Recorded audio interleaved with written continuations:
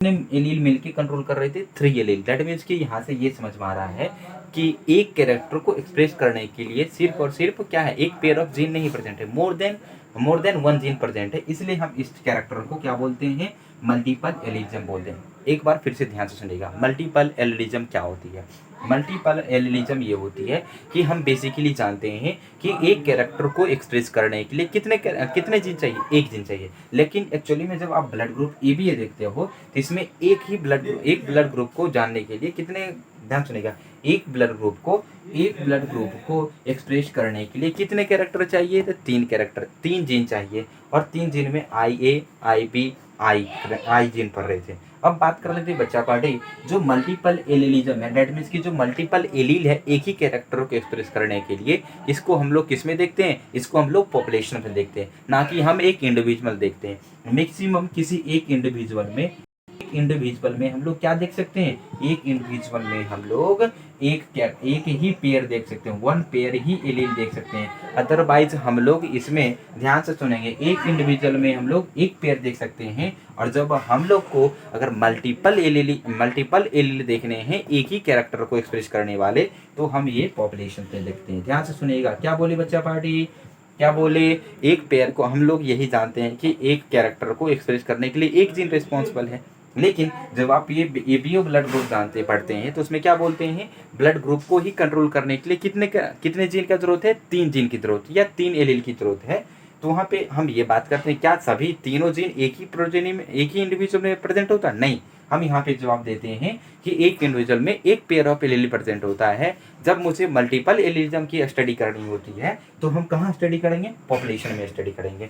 Okay, हम लोग ध्यान से सुनेंगे। इंडिविजुअल में क्या बोले, ओनली 1 पेयर या हम 2 जीन पढ़ सकते हैं। जब हम पॉपुलेशन में पढ़ते हैं तो हमारे पास मोर देन 2 एलील प्रेजेंट होता है, तो उसे हम लोग क्या बोलते हैं, मल्टीपल एलिज्म बोलते हैं। आई थिंक क्लियर हो गया होगा। हाँ, तो हम लोग क्या देख चुके हैं, अभी तक हम लोग फिनाइल मल्टीपल एलिज्म देख चुके हैं। अब हम देख रहे हैं सेकेंड पॉइंट, क्या देख रहे हैं, फिलियोट्रॉपी। क्या देख रहे हैं, फिलियोट्रॉपी। एक्चुअली में फिलियोट्रॉपी क्या होता है, ध्यान से सुनेंगे। फिलियोट्रॉपी क्या होता है, अभी जस्ट आपको क्या बोले, ध्यान सुनेगा।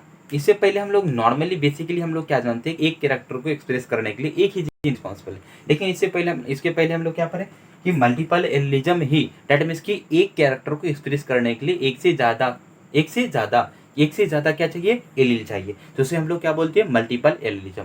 अब ये बोल रहे हैं क्या एक ही जीन, ध्यान सुनिएगा, एक ही जीन बहुत सारे कैरेक्टर को कंट्रोल कर सकता है, यस बिल्कुल कर सकती है। इसी प्रॉपर्टी को हम लोग क्या बोलते हैं, या इसी फेनोमेना को हम लोग पिलियोट्रॉपी बोलते हैं। क्या बोलते हैं बच्चा पार्टी, पिलियोट्रॉपी बोलते हैं। माफ कीजिएगा, यहाँ पे क्या बोले, पिलियोट्रॉपी, PROPY, पिलियोट्रॉपी।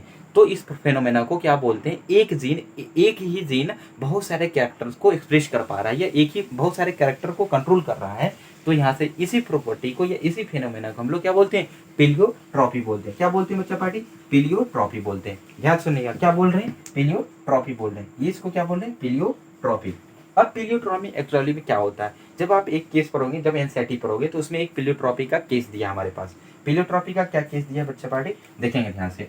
यहाँ पे क्या पढ़ रहे हैं, फिनाइल कीटोनिडिया। फिनाइल कीटोनिडिया एक्चुअली में क्या है कि जब भी, ध्यान सुनेगा, फिनाइल कीटोनिडिया क्या होता है कि फिनाइल कीटोनिडिया में यही हो रहा है कि जो फिनाइलएलानाइन हमारा है,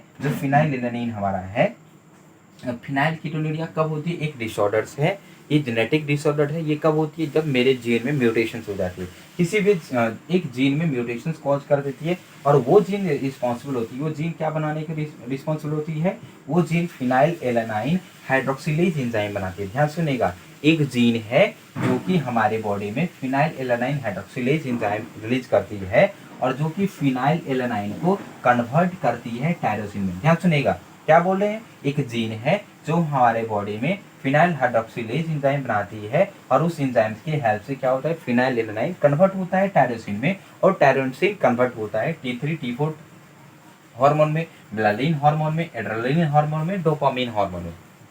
अब ध्यान सुनेगा, और ये टायरोसिन के कारण क्या हो रहा है, ये जो T3 T4 है एक्चुअली में मेटाबॉलिज्म और मेंटल हेल्थ को सही रखता है। मेलानिन की बात करते हैं तो पिगमेंटेशन, जो हमारा हेयर का कलर है, जो हमारा बॉडी के स्किन का कलर है, इसका पिगमेंटेशन करवाने का। और डोपामिन हमारा हैप्पीनेस हार्मोन, और जो एड्रेनलिन है, और भी जो भी रिक्वायरमेंट्स होती है इमरजेंसी हार्मोन और जो भी है पैरासिम्पैथेटिक हार्मोन और सिम्पैथेटिक हार्मोन रिलीज करने की काम करती है, तो हम लोग ये जानते हैं, ठीक ना। तो यहाँ से क्या समझ रहे हैं कि एक ही जीन है जिसके कैरेक्टर, जो कि एक बहुत सारे कैरेक्टर को कंट्रोल कर रहा है, मतलब बहुत सारे कैरेक्टर को अपने आप को, एक ही जीन है जो कि बहुत सारे कैरेक्टर को कंट्रोल कर रहा है, तो इसे हम लोग क्या बोल रहे हैं, प्लीयोट्रॉपी बोल रहे हैं। और इसमें हम लोग केस ये पढ़ते हैं कि जब भी फिनाइल कीटोनुरिया कब होगा, जब हमारे जीन में क्या हो जाए, जो हमारा जीन है जो एक्चुअली में क्या बनाता है, फिनाइल हाइड्रोक्सिलेज एंजाइम रिलीज करता है, इसमें म्यूटेशन कॉज होने से क्या होता है, फिनाइल हाइड्रोक्सिलेज एंजाइम नहीं बनेगा, और नहीं बनने से क्या होगा, फिनाइल एलानाइन जो है वो कन्वर्ट नहीं होगा टायरोसिन में, और टायरोसिन में कन्वर्ट नहीं होगा, टायरोसिन फर्दर T4 T3 में कन्वर्ट नहीं होगा, और मेलानिन इस सारे फॉर्म में कन्वर्ट नहीं होगा, जिससे क्या होगा, उस इंसान को क्या होगा, प्रॉब्लम हो जाएगा, जिसे हम लोग फिनाइल कीटोनुरिया बोलते हैं। इस डिजीज में होती क्या है, एक्चुअली में मेंटल रिटार्डेशन हो जाता है, और स्किन का पिगमेंटेशन और कलर का जो हमारा हेयर का पिगमेंटेशन है, इसमें क्या होता है, ये इफेक्टेड हो जाता है। एक्चुअली में जो पर्सन इससे इफेक्टेड होते हैं फिनाइल कीटोनुरिया से, उसमें प्रॉब्लम किसकी होती है, स्किन का पिगमेंटेशन और हेयर की पिगमेंटेशन में, और दूसरा मेंटल रिटार्डेशन होते हैं। क्यों, क्योंकि T3 T4 हार्मोन नहीं बन रहे, और डोपामीन एड्रेनलिन मेलानिन हार्मोन नहीं बन रहे। और क्यों नहीं बन रहे, क्योंकि ये टायरोसिन जो फिनाइल एलानाइन था वो कन्वर्ट नहीं हुआ टायरोसिन में, और कन्वर्ट नहीं हुआ तो किस में कन्वर्ट हो गया, ये फिनाइल पायरोबिक एसिड में कन्वर्ट हो गया। ये जो फिनाइल एलानाइन था किस में हो गया, पायरोबिक एसिड में कन्वर्ट हो गया, और बॉडी में एक्युमुलेट करके कीटोनुरिया फॉर्म कर देता है, जिसके कारण हमें क्या हो जाता है, फिनाइल कीटोनुरिया डिजीज हो जाती है। आई थिंक आपको प्लीयोट्रॉपी में कोई दिक्कत नहीं होगा। किसी प्रकार का दिक्कत है कमेंट में बॉक्स में पूछिएगा आप, और उसके बाद एनसीईआरटी पढ़िएगा, बिल्कुल पढ़िएगा। अगर एनसीईआरटी पढ़ेंगे तो आपको 1% का भी प्रॉब्लम नहीं होगा। चलिए नेक्स्ट हम लोग टॉपिक पढ़ेंगे पॉलीजेनिक इनहेरिटेंस। ओके, तो बात करते हैं पॉलीजेनिक इनहेरिटेंस। अब नाम से ही समझ में आ रहा है, पॉली मतलब बहुत सारे, जेनिक मतलब जीन, बहुत सारे जीन हैं जो कि क्या है, एक कैरेक्टर को एक्सप्रेस कर पा रहे हैं। ध्यान से सुनिएगा, अभी तक इससे पहले क्या पढ़े,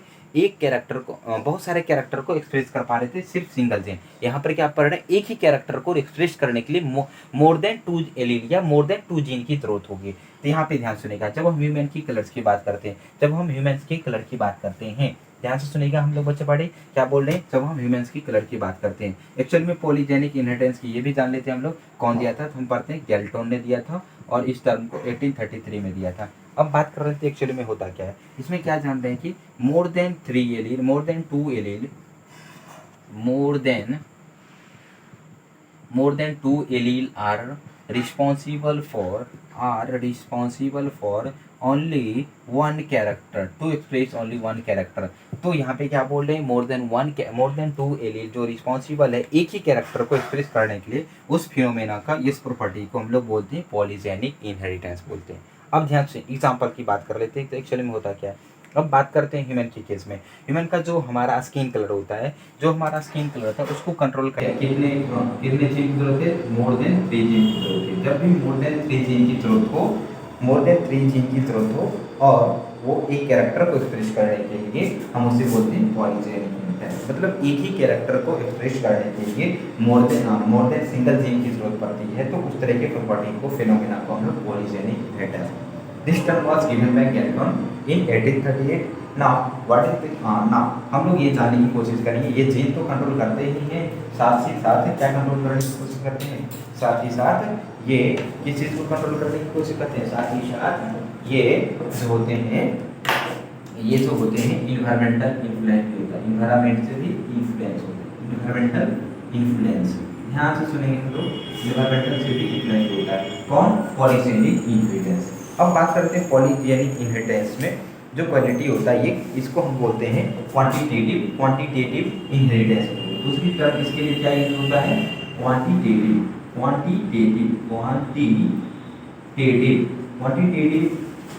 इनहेरिटेंस। दैट मीन्स कि एक कैरेक्टर को एक्सप्रेस करने के लिए मोर देन 1 जीन चाहिए, इसलिए हम इसे क्या बोल रहे हैं, क्वांटिटेटिव इनहेरिटेंस। हाँ, तो ये एग्जांपल क्या है, ह्यूमन की स्किन का पिगमेंटेशन जो होता है वो मोर देन 1 सिंगल जीन से कंट्रोल होती है। और ये भी जानते हैं हम लोग, ध्यान से सुनेंगे, जो फॉर एग्जांपल हम बात करते हैं, तो ह्यूमन का स्किन कलर जो है, ये पिगमेंटेशन जो होता है, ये मेलानिन के एक्सप्रेशन से होता है, और ये 3 जीन से, मोर देन 3 जीन से कंट्रोल होता है। अगर बात करते हैं कि कितने पेयर ऑफ जीन से करते हैं, तो 3 पेयर्स ऑफ जीन से कंट्रोल होते हैं। हैं। कितने पेयर्स ऑफ जीन से कंट्रोल होते हैं? 3 पेयर्स ऑफ जीन से कंट्रोल होते हैं, जिसमें हम बात करते हैं जो ये हमारा है A B B C C. Actually में ये हमारा 3 जीन है, ए बी सी हमारा 3 जीन है, जिसको हम लोग बात करते हैं। अगर कोई ह्यूमन की बात करते हैं तो ये जो हमारा पर्सपेक्टिव होगा, कोई ह्यूमन अगर पूरे डार्क पीपल के लिए जो जीन रिस्पॉन्सिबल है, इसमें जो पेयर होता है double A double B double C triple C, double B double C, और ये कैपिटल के का जो डोमिनेंट है। अगर बात करते हैं कि ब्लैक कलर एक्चुअली में है क्या, जो ब्लैक कलर है वो डोमिनेंट होता है व्हाइट हाउस के ऊपर। जब व्हाइट की बात करते हैं इसमें स्मॉल ए स्मॉल बी स्मॉल सी, इस तरह के अगर इसके जीनोटाइप की बात करते हैं। अगर हम दूसरा बात करते हैं इंडिविजुअल्स की, जो कि वेरी लाइट है, जिसे हम लोग व्हाइट बोल रहे हैं, और दूसरा इंटरमीडिएट्स की बात करते हैं, जिसका इंटरमीडिएट कलर है। क्या है? इंटरमीडिएट कलर है। कौन सा कलर है? इंटरमीडिएट कलर है। तो उसको रिप्रेजेंट करते हैं कैपिटल ए से, कैपिटल बी से, कैपिटल स्मॉल बी से, कैपिटल सी से, आदि। दैट मींस कि ये इंटरमीडिएट प्रॉपर्टी शो कर पाते हैं। तो यहाँ से ये समझ रहे हैं कि ये total of 8 allele combinations are responsible in the gametes forming 27 distinct genotypes. अब क्या बोल रहा है, ध्यान सुनिएगा। ये जो है ना सारे के सारे, इसमें डिफरेंट वैरायटीज आ सकते हैं। कितने? 27।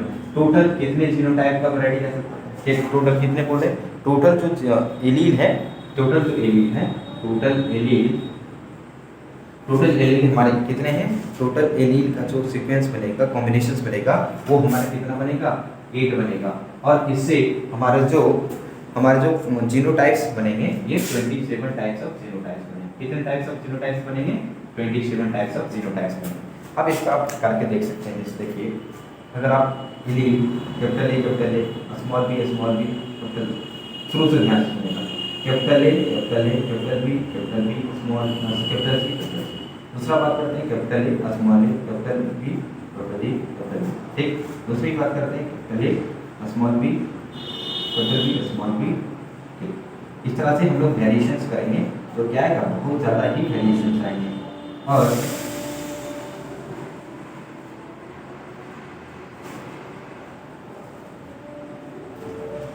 इस तरह का हमारा क्या है? बहुत different types of, that means कि 18 टाइप्स 27 टाइप्स ऑफ जीनोटाइप्स आएगा, और 8 types of combination of allele बनेंगे।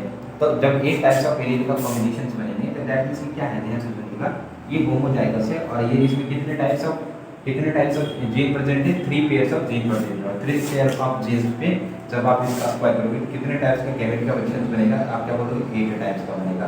यही चीज़ को हम लिखे टोटल एलील का है। I think polygenic inheritance clear होगा। फिर से हम सोच रहे हैं पॉलीजेनिक इनहेरिटेंस क्या है? ये मेंडल्स का डेविएशंस है, जिसमें हम लोग बात कर रहे हैं कि जो एक कैरेक्टर को, जो ह्यूमन स्किन कलर है, उस कैरेक्टर को कंट्रोल करने के लिए 3 पेयर्स में जीन रिस्पॉन्सिबल होते हैं। इस टर्म को किसने दिया था? गैल्टन ने दिया था, और 1833 में दिया था। अब बात करते हैं ये जीन के साथ साथ ये इन्वायरमेंटल से भी इन्फ्लुएंस होते हैं, और इसे हम बोलते हैं क्वांटिटेटिव इनहेरिटेंस। क्वांटिटेटिव इनहेरिटेंस मतलब ये समझिएगा ध्यान से कि मोर देन 1 जीन रिस्पॉन्सिबल है। और जब किसी डार्क पीपल की बात करें तो डार्क पीपल का जो जीनोटाइप होगा कैपिटल बी स्मॉल कैपिटल सी।